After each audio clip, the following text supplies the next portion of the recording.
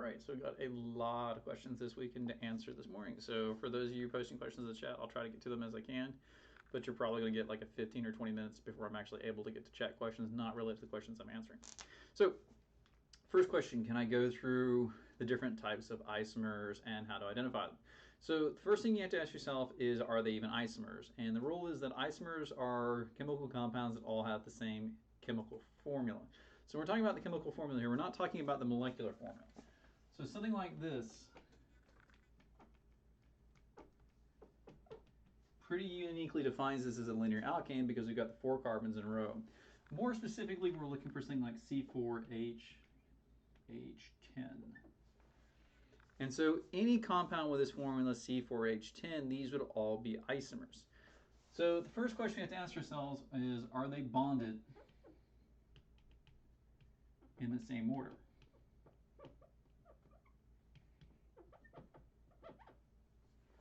So if they are bonded in the same order,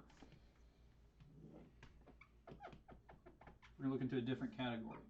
But if they're not bonded in the same order, so let's say we instead of this we have CH3, CH, CH3, CH3. These have the same formula as C4H10, but this carbon here has been moved from the very end up to the second carbon.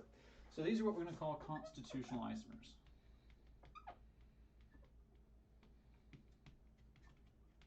Because the constitution, the body of the molecules, are different. Next question, are they the same stereochemistry?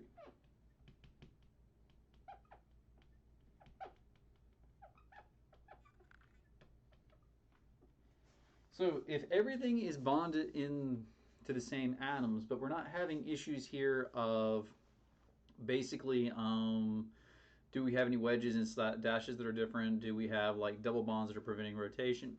This is where we're gonna get into the conformational isomer.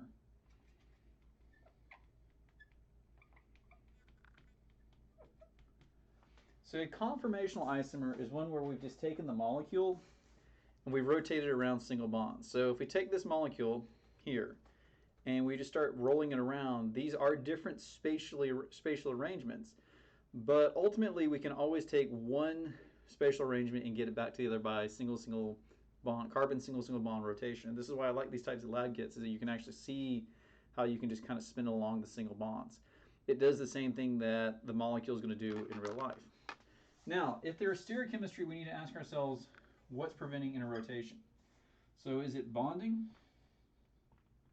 that's stopping our atoms from rearranging? So is the reason why we have these stereochemistry, the reason why we have wedges and dashes simply due to the fact that we don't have rotation? Or is it due to the fact that there's no way to rotate them? So an example of this is a ring. If we have a ring of carbons,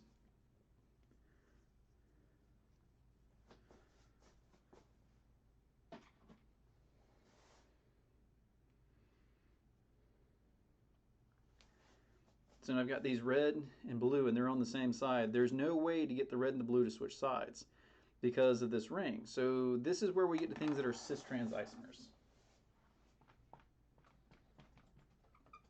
If we have a double bond prevents rotation. Things are fixed to certain sides of the molecule.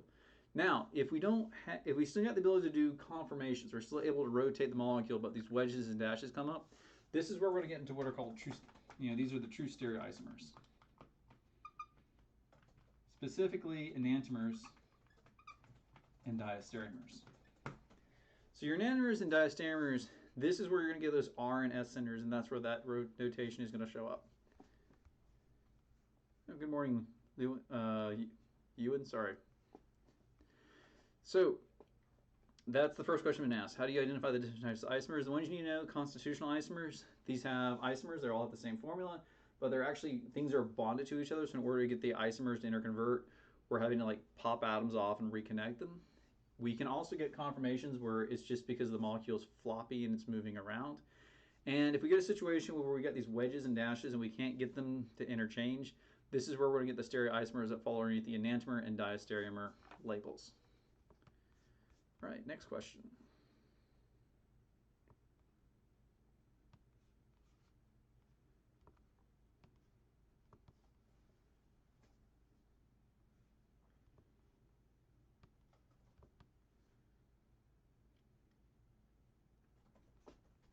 Alright, so this one's going to come from the study packet. You need to give me just a minute to download it from the course website. And this is organic chemistry as well.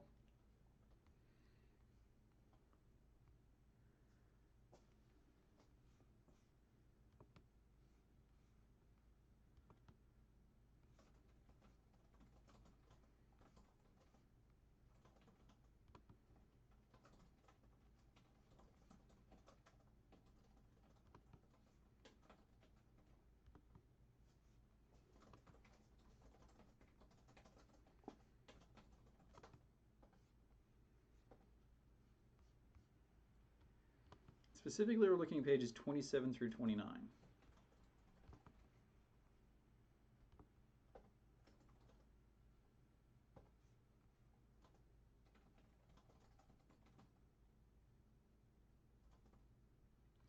Okay.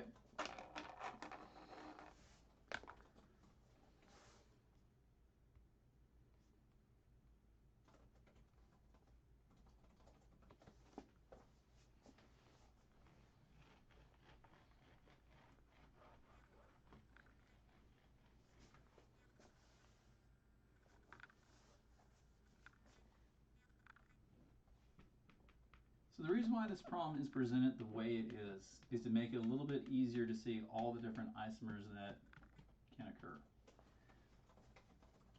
So we're going to replace one hydrogen here with a bromine atom to see all the different combinations we can get out. So these CH3s here at the top, these are achiral ends. They have 3 hydrogens. And these 3 carbon here are all achiral because they have 2 hydrogens. So we can start swapping out hydrogens here. So let's start by swapping out the top hydrogen.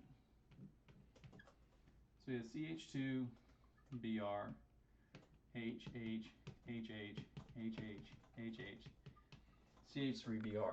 So this still ends up being an achiral carbon, so really just by swapping out, this is about the only isomer we can get.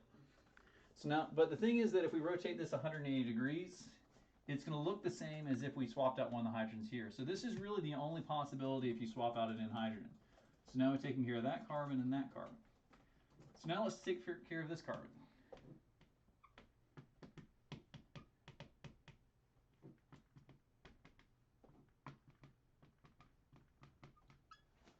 So in this case, we actually create a chiral center because this carbon has a bromine, a hydrogen, this functional group, and this functional group attached to it. So in this case, if we swap out a bromine, we've got 2 places we can actually swap it out on. We can swap it on the left and the right. And these are constitutional isomers, with specifically these 2 being enantiomers. But if we turn around and replace this one down here, we're going to kind of get the mirror image. So now that we've taken, so this carbon, if we replace one of the hydrogens, we end up getting a stereocenter. And so we need the R and the S forms. But because of the rotation about this axis here, that's going to look like if we also substituted out a hydrogen here. The last one, if we swap out a bromine on the center one, this has a mirror image running through it. So this carbon isn't chiral because we've got a bromine and a hydrogen, but we've got the same group above and below. So these are your 4 possibilities here if you swap out one of the hydrogens. You've got one where the N carbons have a bromine replaced, one where the second carbon's replaced, when the second hydrogen's replaced, hydrogen on the second carbon's replaced, and we end up getting the R and the S forms, and then we've got basically this meso compound here, which is one of the bromines swapped out. And it's going to follow the same idea for the rest of them. So if we look at the next one.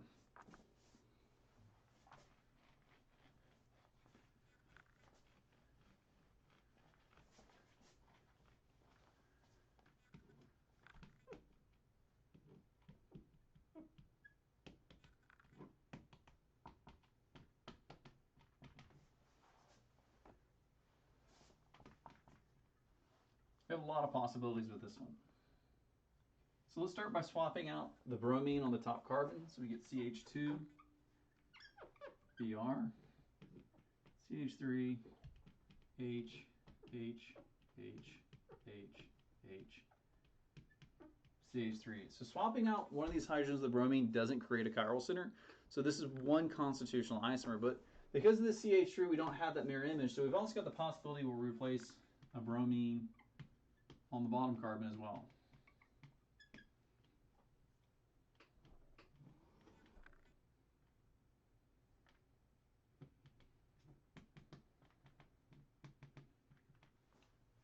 So two possibilities, replacing one hydrogen off each one, we don't end up with a chiral center, and so these are the only two possibilities. Now, it gets a lot more complicated when we start getting into these hydrogens. So let's start with the bottom one first.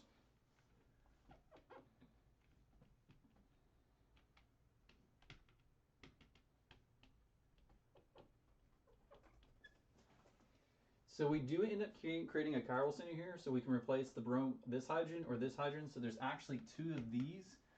They're going to be enantiomers of each other. If we do the next hydrogen up,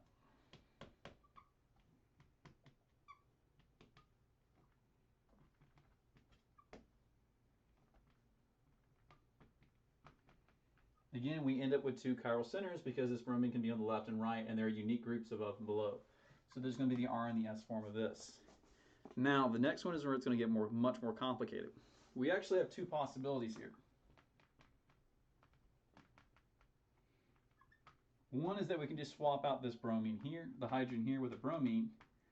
And in doing so, we don't actually have a chiral center because we have two CH3 groups. So this is the only possibility. But if we swap out the hydrogen on one of those methyl groups,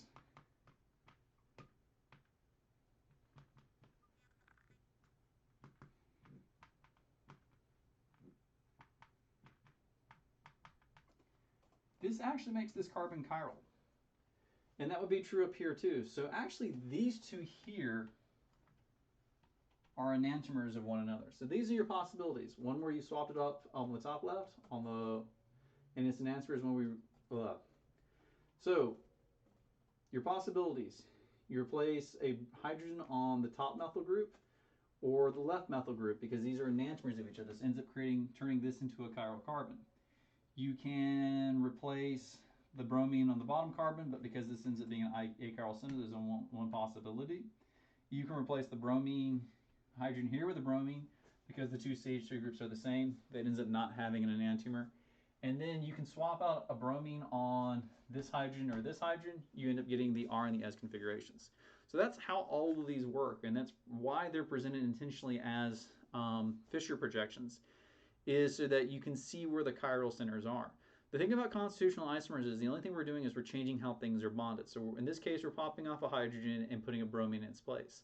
If we don't create a chiral center, that's the only thing we do is we replace one hydrogen and put a bromine on it.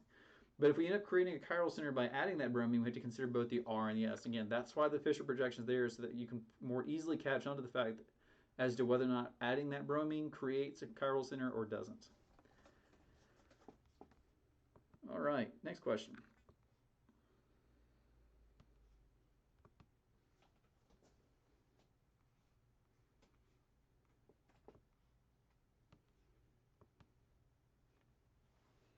RNS notation for the discussion board.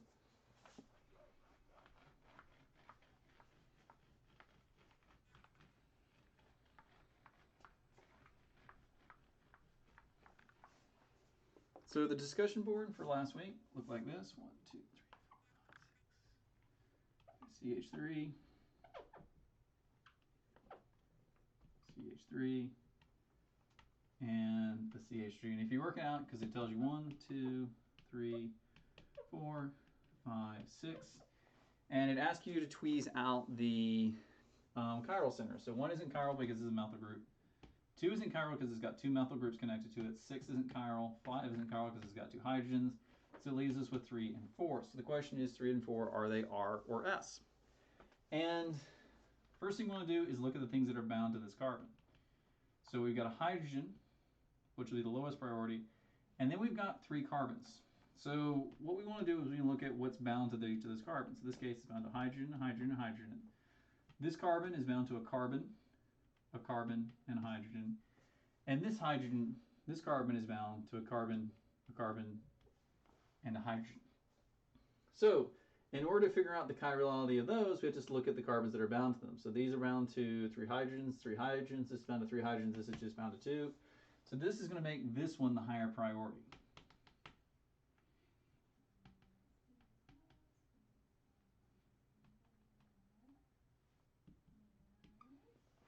So fortunately, the way this is drawn, the hydrogen is in the back, and so we can just look at the numbers. So it goes 1, 2, 3, it's counterclockwise, and that makes it S. Now, the truth with alkanes is that they are very hard to do. So if we had something like a halogenated, so we had an alkyl halide, or we had an alcohol, or we had something with heteroatoms, it ends up being a lot easier to quickly tweeze out the R and the S. Because there's just carbons and hydrogens, we're basically having to work our way further and further out. So that's part of the challenge with this problem, is that you do have to work your way out. There's a shortcut with alkanes, and the thing is we look for the first branch or termination. So if we want to figure out, so we've got this branch up here on the left, the branch up here on the right, we want to figure out which branch is higher priority. The higher priority is going to be the one that branches first, and the lower priority will go to the one that terminates first. So we move out one carbon, they both branch, they have the methyl group popping off. But if we move it out, this one terminates, this one keeps going, so that makes this one on the right the higher priority. We'll turn around and we'll use that again when we start figuring out this carbon. So if we use carbon number 4, we've got the hydrogen, and if we look at the branches coming off, we've got this branch to the left, we've got a branch to the right, and a branch up. The CH2 group terminates first, so this is going to be the lower priority, number 3. The one on the left branches before the one on the right, so this becomes the highest priority. And because the hydrogen's in the back, we can look at it. It goes counterclockwise. Ooh, I've been grading these wrong. These are both S. Wait, 1, 2, 3. Yeah, what do you know? They're both S. I've been grading these wrong. Well, if I marked it right, I'm not going to go back and regrade it. So these end up actually both being S centers. So 1, so 3, 1, 2, 3. Yeah, that's counterclockwise. So these end up both being S. So yeah, if I've been grading those wrong for you, just let me know. Sorry.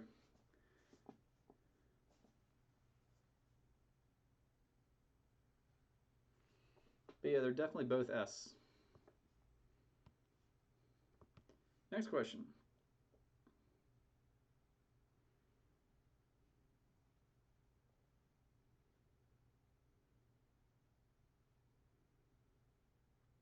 So the next one's about Fischer projections.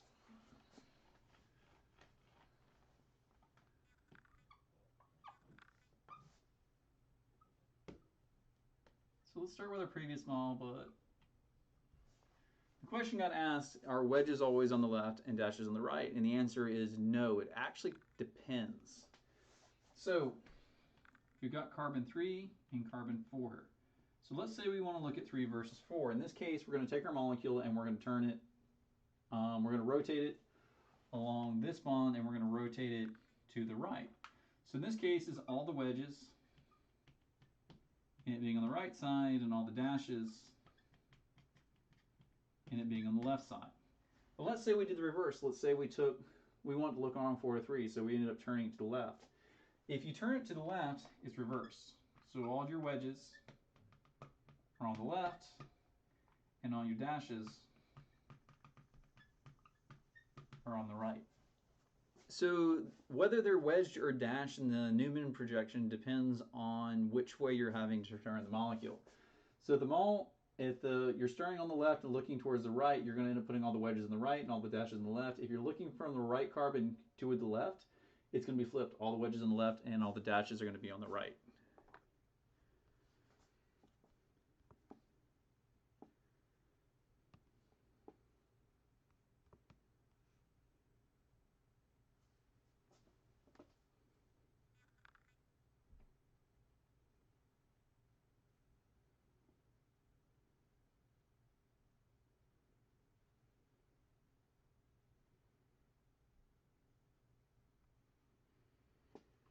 Okay, this one's a bit of a longer question.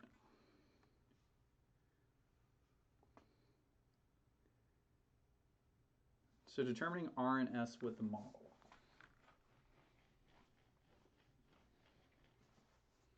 So actually I find the models the easiest ones to determine the R and the S for.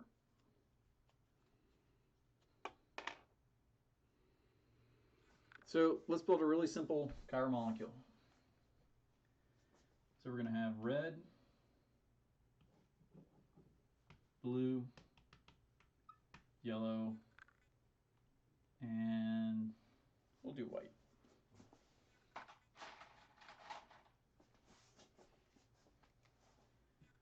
And just for ease, we'll say that this is the lowest priority. So this is number 4, number 1, number 2, number 3. So blue is the highest priority, followed by red, followed by yellow, with white being the lowest.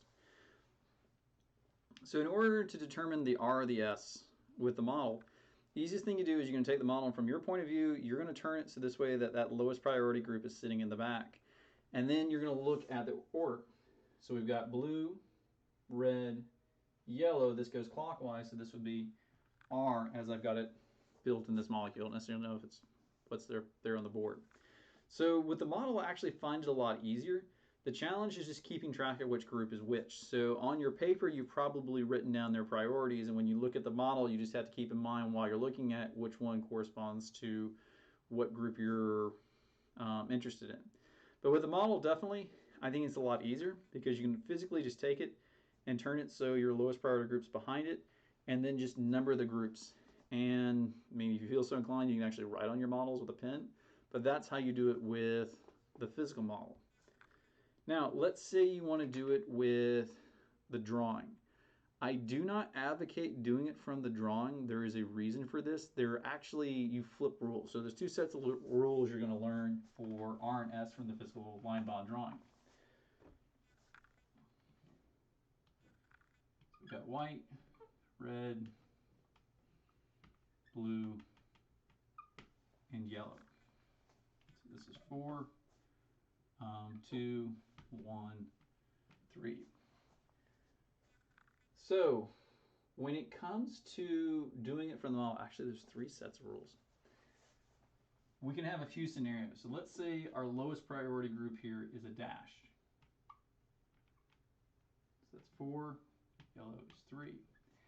In this case, we can, if we were to rotate it, nothing would change about the dashes. So if we were to turn this, we would still have blue here as coming out of the board. And so if you have a situation where your lowest priority group is a wedge, is a dash in the back, or is a dash, you can read it as is. So if you see 1, 2, 3, 1, 2, 3, this ends up being S because it's counterclockwise, because it's just the way it appears in the diagram. Second situation is where your lowest priority group is on a solid line. So let's say this is white, blue, red, and yellow. Well, in this case, it's reverse. So blue here is number 1, yellow is 3rd, red is 2. This goes counterclockwise, but because the lowest priority group is pointing at you, if you were to rotate the molecule, they would actually flip everything around, and so this would end up being 3. This would end up being R. The complication is if it's one of these solid lines. So if we have a solid line, how does the molecule change? Depends on if it's on the left or the right.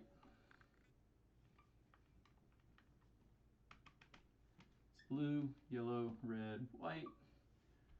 So blue here, highest priority, 2, 3, and then I'm going to switch it down here.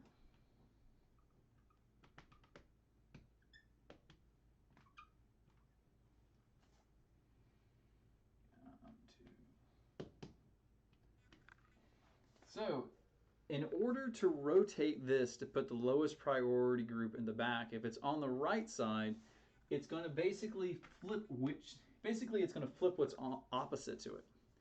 So in this case, the blue is opposite to the white. So if we were to rotate this to put the white one in the back, it would look like this. You would put the blue group down here. So in this case, we have 1, 2, 3. This is clockwise, so this is R. But as written,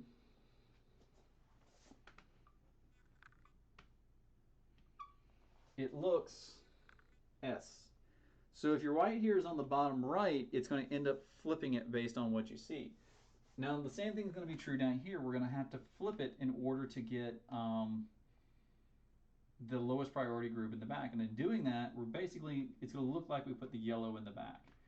So we've got 1, 2, 3, that's R. And as drawn, it's S. So if you have it on a solid line or a wedge, you can look at the groups around it, ignore the lowest priority group, and it's the reverse of what you see. So if the numbers go counterclockwise, it's R. If it's clockwise, it's S. If and only if the lowest priority group is on a dash, if the lowest priority group is on a dash, then you can just look at the groups at the higher priority groups as is. If they go clockwise, they're R. If they're counterclockwise, they're S. Now the last one is the Fischer projection. So if we draw the Fischer projection, so blue, yellow, red, white, 1, 2, 3, 4. It depends on where the lowest priority group sits relative to whether it's horizontal or vertical. And this is just more of a nuance than anything else. It really doesn't make the analysis any harder. So blue here, again, 1, 2, 3, with white being the lowest priority. So for the Fischer projection, the easiest way to do it is that you're going to take your white group and you're going to erase it. And you're going to replace it with whatever's opposite of it in the Fischer projection. So white was on the right here. We're going to bring yellow was opposite to it. We're going to bring yellow to the other side. And then we're just going to look at the numbers as they appear. So 1, 2, 3, counterclockwise. This ends up being S.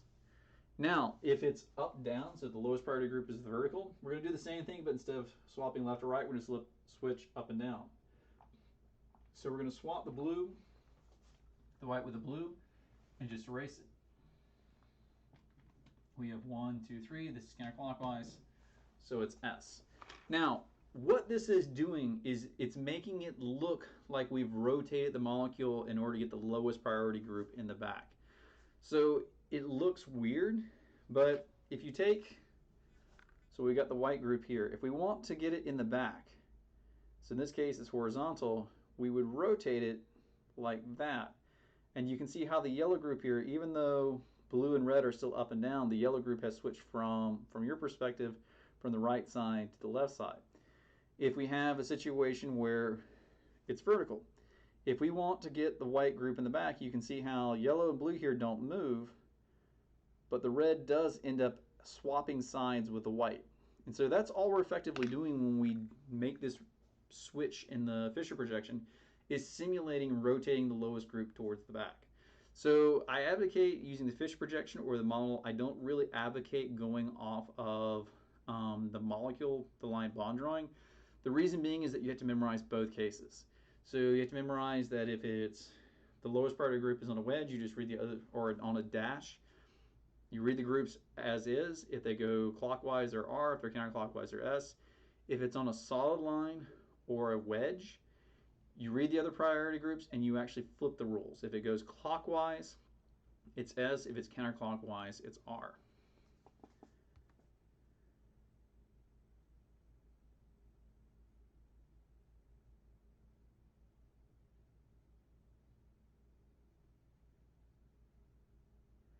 All right, so the other question, Newman projections and Fischer projections to line bond drawings.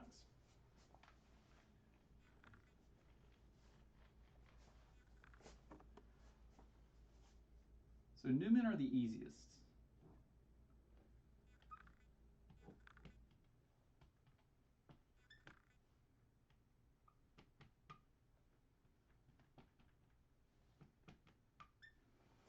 So the Newman are the easiest because we have a convention we can use. And the convention we can use is that anything that is up or down is a solid line. And in terms of wedge dash or, between wedge and dash, you just need to make sure they're consistent more than anything else. So what I really advocate is that you build the molecule. That'll be the easiest way to do this. So keep in mind when you build these molecules, this center part here represents 2 carbons. So when you build your molecules, these are 2 carbons, one in the front, one in the back. Build your front carbon first, just because it's up there.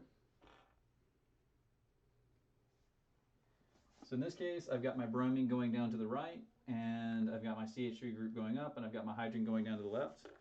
Now when I build my back carbon, I've got a CH3 group going down.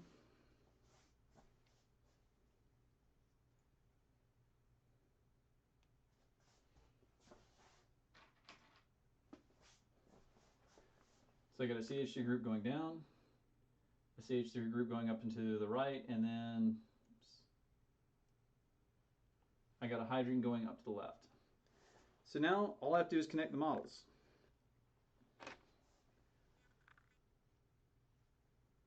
So CH3 group going down, CH3 going up to the right, CH3 group going up in the front, bromine going to the bottom left. Now, there are two ways you can rotate this molecule. You can take it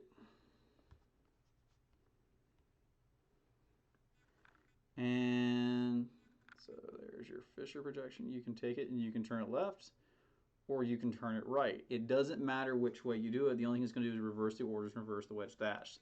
The thing is that things that appear on the same side should both have wedges and dashes. So everything on this side are both going to be wedge or both be dash, and these are going to be opposite of these. So if these are all wedge, these are all dashes. If these are all wedge, these end up all being dashes.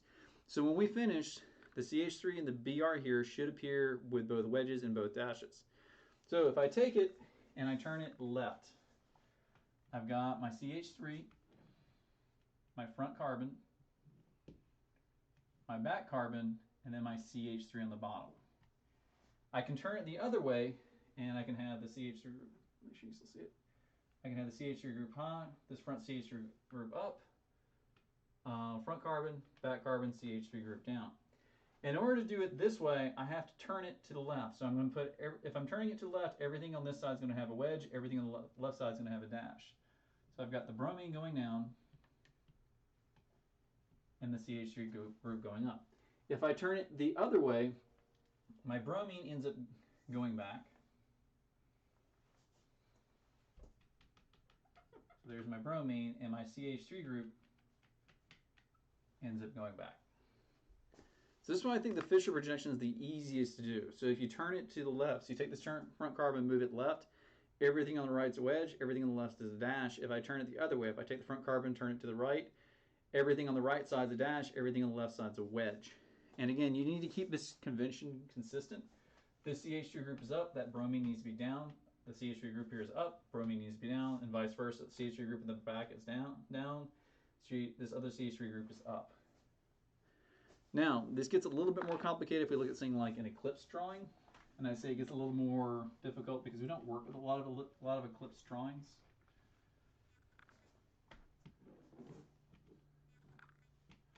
So let's say I did CH3, Br, H, CH3, CH3, H. It's still going to follow the same line of reasoning. I've got 1, 2, 3, 4 carbons. So I can start with it up, to the right, or up and to the left. In this case, I've taken the front carbon, I've turned it to the left side. So this is on the left side, the back carbon's in the back. So I've got a Br group. Oh, did it to myself. So first, second, third, fourth carbon is also up. So these are both going to end up being C-shaped. So there's your first carbon, second, third's behind it. There's your fourth carbon. Now, if I'm going to turn it to the left, both the bromine and the CH3 groups have to be wedges. If I'm going to turn the front carbon to the right, they're both going to end up being dashes. Now, that just flips the drawing. So if you see I've got bromine on the left here, now it ends up being on the right just because I rotated it the other way. But there's your first carbon. Oops. It's just a matter of which way you want to turn it. Now, from the Fischer projections, this is a lot harder. And so for the Fischer projections, what I really recommend you do is build the model itself, because the model is going to be incredibly easy to build. Now, there is a way to do this without the model, and I'll talk about how to do it without the model. But I would really, really advocate you use a model for this.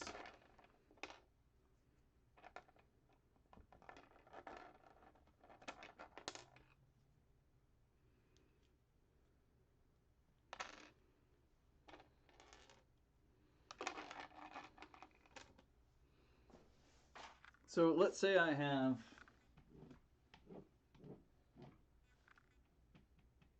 this Fischer projection. And I got red, yellow, and blue. And I want to do the line bond drawing. Well, the Fischer projection does not look like the line bond drawing. The Fischer projection has the molecule in a coil, and we look down between each bond. So really, each of these looks like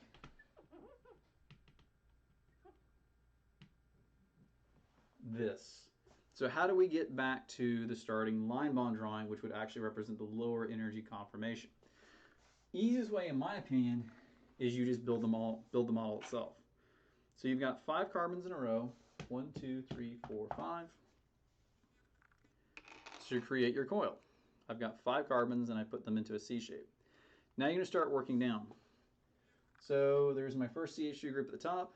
My next carbon, I've got the red on the left side, and yellow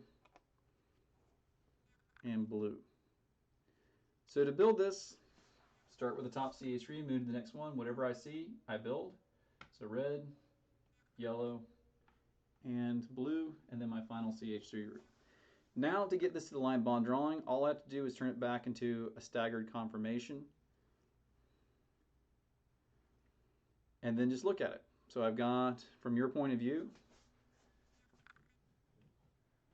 I've got red coming out, yellow going back, and blue coming forward.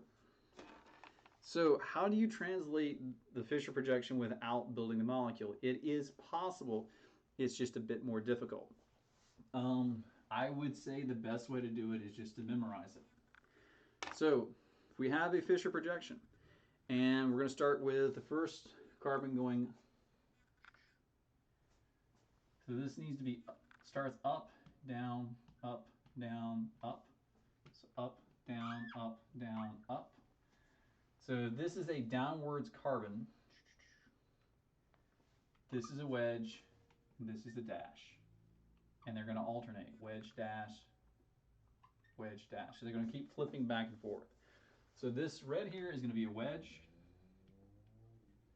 The yellow is going to be a dash.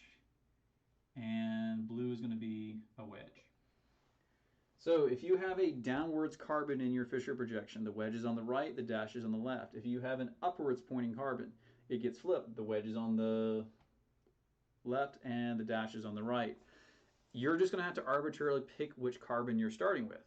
So if you're going to start with this one up in your drawing, they go up, down, up, down, up, down. If you start with this down, it goes up, down, up, down. It's going to flip them.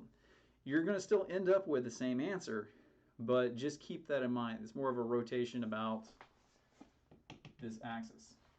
Now, the reason why I say this is a bit more complicated than just building the molecule is that you do kind of have to keep track of which ones are up and down when you do this conversion. Whereas with this, you're just bending the molecule. You know, this is never going to lose track of which ones are which. And let's say you decide to flip it. Let's say you draw this down versus up. The molecule is automatically going to account for the fact that you start with the first one up or down.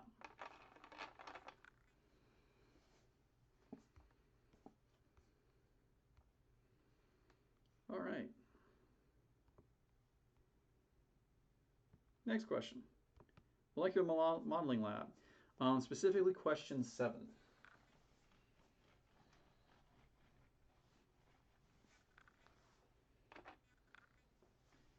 So question 7 starts out with methyl cyclohexanol. Cyclohex, that's a 6-membered ring, and you've got hexanol, that's an OH at the end, and you've got a methyl. And you've got potentials as to where you can stick these two relative to each other. So I'm going to keep the OH group as the first one. We'll see why when we do the alcohol unit.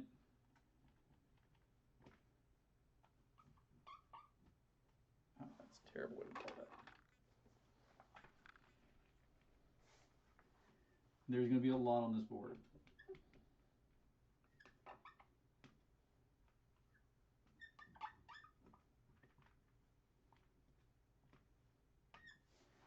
So the next option is what's called the 1,2, the 1,3, and the 1,4. If we were to put this methyl group on the other side, it would just be a mirror image.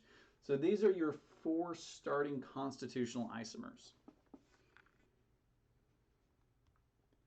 So, what are the different possibilities within the constitutional isomers? Well, this is achiral. So if we look at this carbon, the left side has a ring and the right side has a ring, and the rings look the same.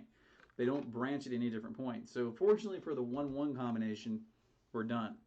The 1-2, the 1-3, and the 1-4, they're all chiral centers. So for each one, we have 2 chiral centers, which means we have 2 possibilities. We have 2 possibilities for each chiral center. That gives us a total of 4 enantiomers. So,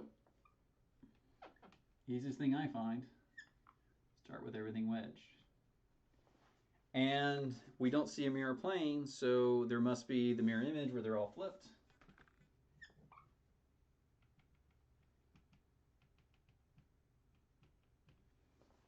And if these are enantiomers, the diastereomer is only going to have 1 chiral center flipped.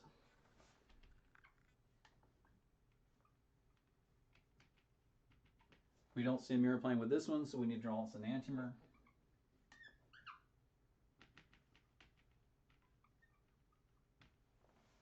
So these are the 4 combinations for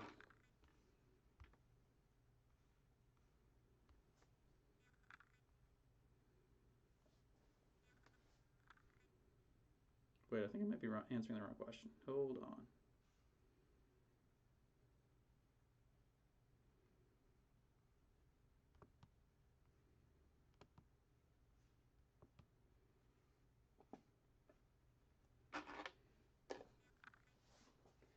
And the rest of these are going to follow the exact same pattern.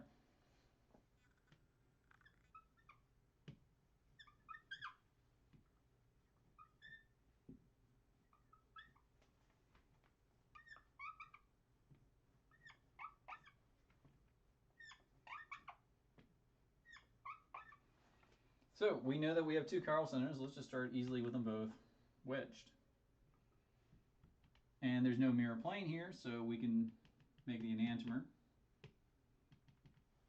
And now we need the diastereomer, which is just flipping 1 center. So let's just flip the alcohol. And we don't see a mirror plane with this one, so it definitely has its own enantiomer as well. The 1-4 combination. Start with them both wedged. There's no mirror plane, so we've definitely got the enantiomer. Diastereomer is going to flip 1 chiral center. And we don't see a mirror plane, so then we can definitely have the other one. So these are your 12 combinations for the 1-2, the 1-3, and the 1-4, plus this one will give you 13.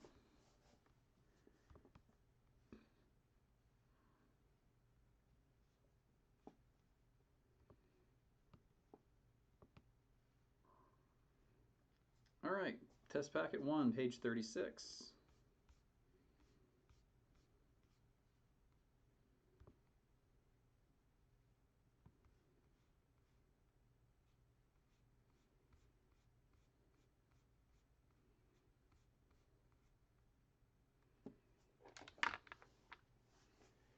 So page 36 is looking at all the different enantiomers. So there are 2 ways you can try to approach this. You can try to approach this with a straight, by doing it by the line bond, or you convert everything to a Fischer projection. And so the last one here, the beast, is actually very easy to do if you convert it to a Fischer projection. So the starting molecule, make sure I draw it right.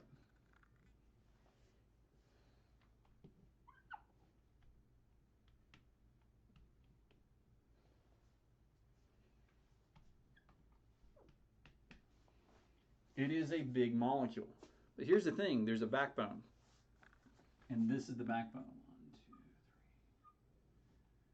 So we got 1, 2, 3, 4, 5, 6, 7 carbons in the backbone. And I can draw this as a Fischer projection. So I have CH3,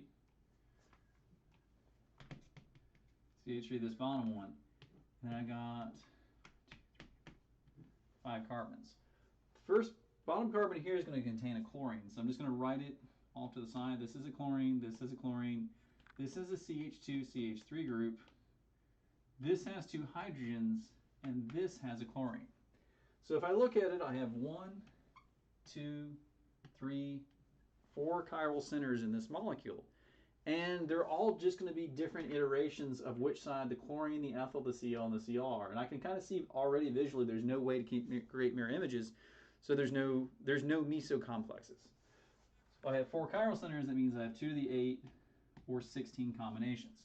So we can arbitrarily start with one. We can do a Cl, H, H, CH2, CH3, HCl, HCl. That's my first combination. And then to draw the successive isomers, the easiest one is the enantiomer where they're all flipped. Cl, Cl, 3CH2, Cl, H, H, H. Next one is I just flip one, draw its enantiomer, and then I flip the next one down, draw its enantiomer, flip the next one, draw its enantiomer, flip the next one, draw its enantiomer, and start working my way through all the different combinations. So I'll get one. Yeah, you're just going to have to start grinding your way through it, and this is what makes this one a tedious one to do.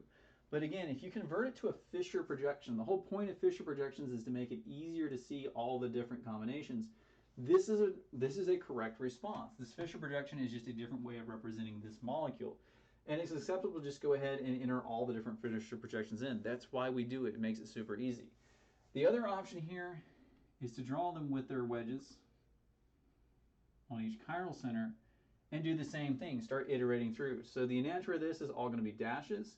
Then change one of these wedges to a dashes, do the enantiomer, change that one to a dash, do the enantiomer, change that one to a dash, do an enantiomer, change that one to a dash, do the enantiomer. Then start doing your combinations of 2 and 3. But honestly, that last problem 5 is not hard, it's just tedious. So if you can do problems 1 through 4, you are more than capable of doing 5. It's just 5 is going to be an exercise in just constantly grinding through the different combinations.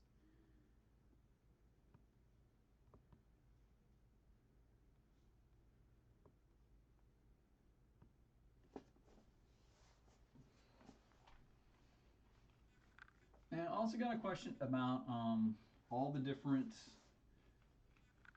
possible isomers you can have for a given chemical formula.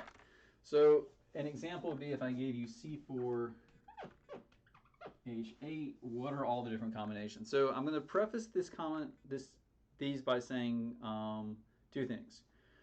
First of all, there is no formula for figuring out all the different isomers, constitutional and stereoisomers of a given molecule. It has to be done by pure iteration. And this makes it a matter of cleverness. Second thing is that this gets exponentially harder. Every time you add a carbon, this just ends up compounding the problem more and more and more because there's more and more ways these carbons can connect. So the 2 easiest examples of this have been reserved for the test. But the thing is, like, these get exponentially harder. So it's not like if you add a carbon, it gets twice as hard, add another carbon, it gets twice as hard. You add another carbon, it goes from twice as hard to 4 times harder to 8 times harder, and so forth. These become near impossible. If I gave you something like C16H28, there are so many combinations that you can't work it out. In fact, when I first started teaching this course, we had to keep adding them to the examples in the packets because I had exhausted all the simple examples for the exam. So the exam are going to have the very simple, like 3 or 4 possibilities, kind of, all the different isomers. But you still need practice problems, which leaves me with kind of having give you some that are on the much harder end of the spectrum because they're the only questions that are left. So there's a few things we can use for figuring out the different conformations. First thing to ask is it saturated? And this is showing up on the homework. So for a saturated hydrocarbon, the number of carbons times 2 plus 2 equals a saturated carbon. So if we have C4, the saturated version of that would be H10. So for every 2 hydrogens missing, it can be a ring or it can be a bond, a double bond, a pi bond. So an additional bond between a carbon and another carbon. So here we have the possibility of a ring, or we have the possibility of a double bond. Now, if it were C4H6, we would be missing 4 hydrogens, so that's either 2 rings, a ring and a double bond, or 2 double bonds, or a triple bond. So you can see how this like progressively gets harder and harder and harder as we move along. So for the rings, we can do that ring, or we can do a four-membered ring. For the double bond, well, we can put it on the end, or we can put it in the center. But the thing is that this double bond is going to restrict rotation. So we have both the cis and the trans version. So these are your 5 possibilities here just based off of C4H8. Now if I did C4H6,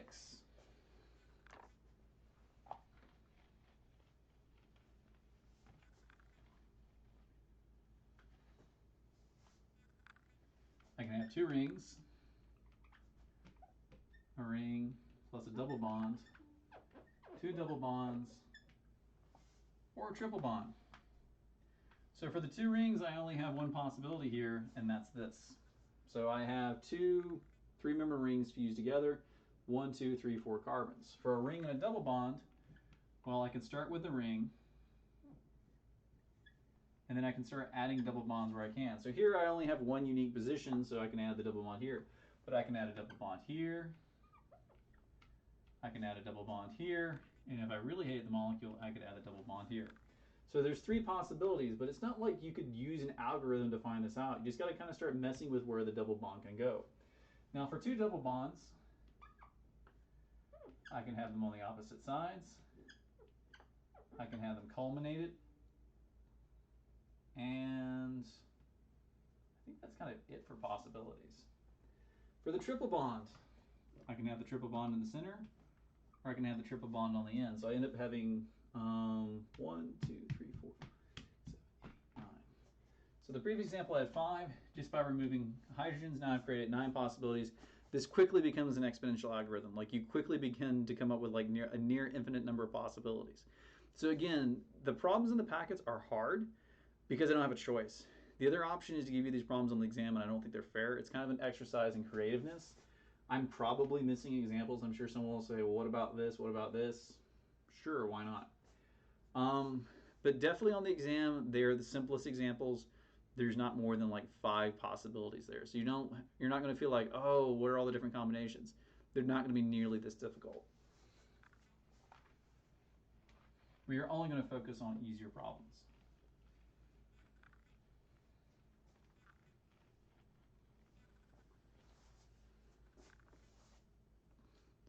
So here we are, 52 minutes in the live stream, and I am finally out of questions.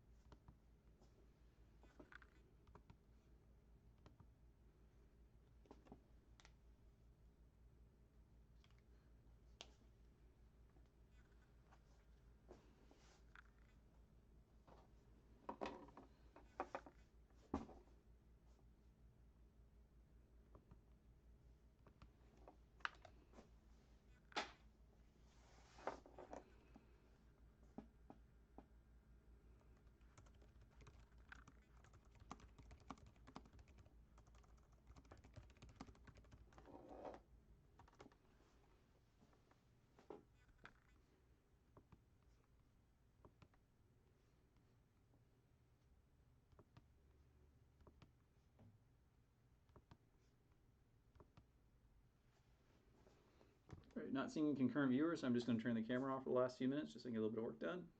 But I am here to answer any questions.